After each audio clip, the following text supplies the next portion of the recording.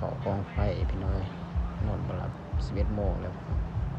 หากินคือเก่าไรหมองจากนั้นไปน้องสายพี่นะนอนเลย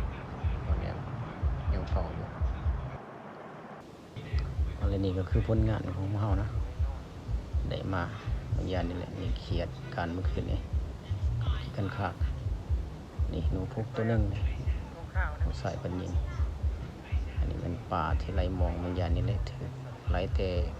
โมถือคืนนี้โอ้ยเมืองบรรยากาศเศร้าๆพี่น้อยตอนเศร้าแต่เป็นเจ๋งเลยเลยนี่เอาป่าใส่กูนะเตรียมสิกลับบ้านเลยพี่น้องเด็กโบราณนะป่ามันถือของเศร้านี่ไรมันคืนนี่บ่ได้คืนนี่พอแต่เมื่อยจะซื้อไปไก่บ่ไก่พี่น้อง4-5 ลักคน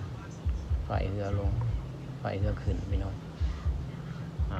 เรื่องนี้ก็คือผลงานของเรานะทั้งเขียดทั้งหนูทั้งป่าป่นใส่กันเลยเอามือเฮือน